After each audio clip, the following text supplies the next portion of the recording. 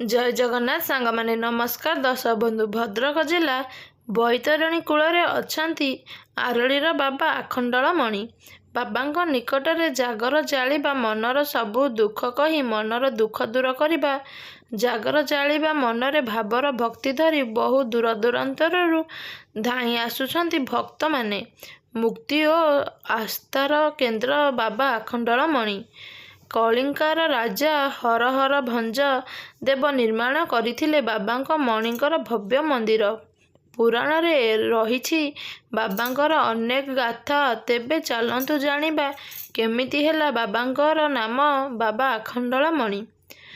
ମାନେ କ'ଣ, କିପରି ହେଲା? ଆଖଣ୍ଡଳମଣିଙ୍କ ପୂଜାସ୍ଥାନ ଆରଡ଼ି, ଆଉ କିପରି ବାବା ମଣି ପୂଜା ପାଇଲେ? ଦେବତାମାନଙ୍କ ରାଜା ଇନ୍ଦ୍ରଦେବ ଗୌତମ ଋଷିଙ୍କ ପତ୍ନୀ ଅହଲ୍ୟାଙ୍କ ସତୀତ୍ୱ ହରଣ କରିଥିଲେ। ତେବେ ଗୌତମ ଋଷି ତାଙ୍କ ଦେହରେ ଶହ ଶହ ଯୋନି ହୋଇଯିବାର ଅଭିଶାପ ଦେଇଥିଲେ। ଏହି ଅଭିଶାପରୁ ମୁକ୍ତି ପାଇବା ପାଇଁ ସେ ବୈତରଣୀ ଓ ସାରଣୀ ସଙ୍ଗମ ସ୍ଥଳରେ ସେ ମହାଦେବଙ୍କୁ ମଣି ନାମରେ ପୂଜାର୍ଚ୍ଚନା କରୁଥିଲେ। ତେଣୁ କଳି ଯୁଗର ଇନ୍ଦ୍ରଙ୍କ ନାମ ଅନୁସାରେ ଆଖଣ୍ଡଳଙ୍କର ମଣି ଆଖଣ୍ଡଳମଣି ହୋଇଛି। ଏବେ ଜାଣିବା ଆଖଣ୍ଡଳମଣିଙ୍କ ପୂଜାସ୍ଥାନ କିପରି ଆରଡ଼ି ହେଲା, ଆଉ କିପରି ବାବା ମଣି ଏହି କଳିଯୁଗରେ ପୂଜା ପାଇଲେ। ଲୋକକଥା ଅନୁସାରେ ତତ୍କାଳୀନ ରାଜା ଜମିଦାର ନିରନ୍ତ୍ରୀ ସମୀର ସିଂ ମହାପାତ୍ର ନିଜର ଜମିରେ ହଳ କରିବାକୁ ଅନନ୍ତ ନାମକ ଏକ ହଳୁଆକୁ ଆଦେଶ ଦେଇଥିଲେ। ଅନନ୍ତ ହଳ ବୁଲାଇବା ସମୟରେ ହଠାତ୍ ଏକ ବସ୍ତୁକୁ ତାଙ୍କ ନଙ୍ଗଳରେ ବାଜିଥିଲା। ସେଠାରୁ ଜୋରସେ ଆ ଶବ୍ଦ ଶୁଭାଗଲା। ତତ୍କ୍ଷଣାତ୍ ହଠାତ୍ ଆକାଶରେ କଳା ବାଦଲ ଛାଇଗଲା। ପ୍ରଚଣ୍ଡ ଘଡ଼ଘଡ଼ି ସହିତ ବିଜୁଳି ଚମକିବାକୁ ଲାଗିଲା। ଅନନ୍ତ ବସ୍ତୁଟିର ଚାରିପାଖରୁ ମାଟି ହଟାଇ ଦେଖିଲେ ଗୋଟିଏ କଳା ମୁଗୁନି ପଥରରୁ ରକ୍ତ ଧାର ଧାର ହୋଇ ବୋହୁଛି ବୈତରଣୀ ନଦୀ ଆଡ଼କୁ ବୋହି ଯାଉଛି। ଅନନ୍ତ ତତ୍କ୍ଷଣାତ୍ ଜମିଦାରଙ୍କୁ ଏହି କଥା ଜଣାଇଲେ। ଜମିଦାର ହଠାତ୍ ଘଟଣାସ୍ଥଳକୁ ଆସି ଦେଖିଲେ ମୁଗୁନି ପଥରଠାରୁ ଆରଡ଼ି ବାହାରୁଛି। ସେ କ'ଣ ହୋଇଛି କିଛି ବୁଝିପାରିଲେ ନାହିଁ। ସେ ସେହିଦିନ ମହାଦେବ ଜମିଦାରଙ୍କୁ ରାତିରେ ଏକ ସାଧୁ ବେଶରେ ଆସି ତାଙ୍କ ସ୍ୱପ୍ନାଦେଶ କଲେ, ଆଉ ତାଙ୍କର ସମାଧିସ୍ଥ କାହାଣୀ ବିଷୟରେ କହିଲେ ଯେ ସେ କିପରି ଦ୍ୱାପର ଯୁଗରୁ ଆଖଣ୍ଡଳେଶ୍ୱର ଭାବରେ ସେଠାରେ ସମାଧିସ୍ଥ ଥିଲେ। ନଙ୍ଗଳ ବାଜିବାରୁ ସେ ଲିଙ୍ଗ ଭାବରେ ସେ ଆବିର୍ଭାବ ହୋଇଥିଲେ। ଏହାପରେ ଜମିଦାର ଏକ ଛୋଟ ମନ୍ଦିର କାଠରେ ନିର୍ମାଣ କରିଦେଲେ।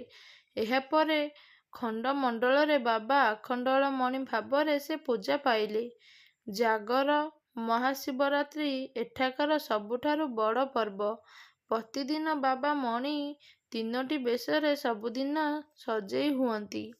ବାବା ମଣିଙ୍କର ବାଲ୍ୟ ଭୋଗ ସହ 5 ଧୂପର ଭୋଗ କରାଯାଏ।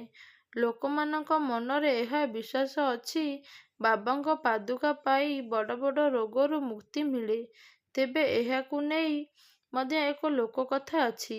ଥରେ ରାଜା ହରିହର ଭଞ୍ଜ ଦେବ ଏକ ଘାତକ ଚକ୍ଷୁ ରୋଗରେ ପୀଡ଼ିତ ହୋଇଥିଲେ। ସବୁଆଡ଼ୁ ନିରାଶ ହେବା ପରେ ସେ ବାବା ଆଖଣ୍ଡଳମଣିଙ୍କ ପାଖରେ ଶରଣ ପଶିଲେ। ଭଗବାନ ଆଖଣ୍ଡଳମଣି ସ୍ୱୟଂ ତାଙ୍କ ସ୍ୱପ୍ନରେ ଆସି ତାଙ୍କ ରୋଗର ଉପଚାର କହିଲେ। ରାଜା ଏହି ଉପଚାରରେ ଭଲ ହେବା ପରେ ରାଜା ମଣିଙ୍କ ପାଇଁ ଏକ ପଥରର ମନ୍ଦିର ନିର୍ମାଣ କଲେ। ଭକ୍ତମାନଙ୍କର ବିଶ୍ୱାସ ବାବାଙ୍କର କୁଣ୍ଡ ଜଳ ପାନ କଲେ ବଡ଼ ବଡ଼ ରୋଗ, କ୍ୟାନ୍ସର, କୁଷ୍ଠରୋଗ, ଆଣ୍ଠୁଗଣ୍ଠି ବଥା ଆଉ ସାପ କାମୁଡ଼ା ଥିଲେ ମଧ୍ୟ ସେଥିରୁ ମୁକ୍ତି ମିଳେ। ତେଣୁ ପ୍ରତିଦିନ ହଜାର ହଜାର ଶ୍ରଦ୍ଧାଳୁ ନିଜର ମନସ୍କାମନା ପୂର୍ଣ୍ଣ ପାଇଁ, ନିଜ ଶାରୀରିକ କଷ୍ଟ ଦୂର କରିବା ପାଇଁ ମହାଦେବଙ୍କ ପାଖକୁ ଆସନ୍ତି। ତାଙ୍କର କୁଣ୍ଡର ଜଳକୁ ପାନ କରନ୍ତି ଆଉ ମହାଦେବଙ୍କ ପାଖରେ ଅଧିଆ ପଡ଼ନ୍ତି। ତେବେ ଦର୍ଶକ ବନ୍ଧୁ, ଆପଣମାନଙ୍କ ମଧ୍ୟରୁ କେତେଜଣ ବାବା ଆଖଣ୍ଡଳମଣିଙ୍କ ଦର୍ଶନ କରିଥିବାର ସୁଯୋଗ ପାଇଛନ୍ତି? ତଳେ ମୋତେ କମେଣ୍ଟ କରି ନିଶ୍ଚିତ ଭାବରେ ଜଣାନ୍ତୁ। କମେଣ୍ଟରେ ଜୟ ଶ୍ରୀ ବାବା ଆଖଣ୍ଡଳମଣି ଲେଖିବାକୁ ଜମାରୁ ବି ଭୁଲନ୍ତୁ ନାହିଁ। ଭିଡ଼ିଓଟି ଭଲ ଲାଗିଥିଲେ ଚ୍ୟାନେଲକୁ ଲାଇକ୍ କରନ୍ତୁ, ସେୟାର କରନ୍ତୁ। ଚ୍ୟାନେଲରେ ଯଦି ନୂଆ ଅଛନ୍ତି ଚ୍ୟାନେଲକୁ ଏବେ ହିଁ ସବସ୍କ୍ରାଇବ୍ କରନ୍ତୁ। ରହୁଛି ନମସ୍କାର। ପୁଣି ଦେଖା ହବ କି ସୁନ୍ଦର ଭିଡ଼ିଓ ସହିତ ଆଗାମୀ ଦିନମାନଙ୍କରେ। ଜୟ ଜଗନ୍ନାଥ।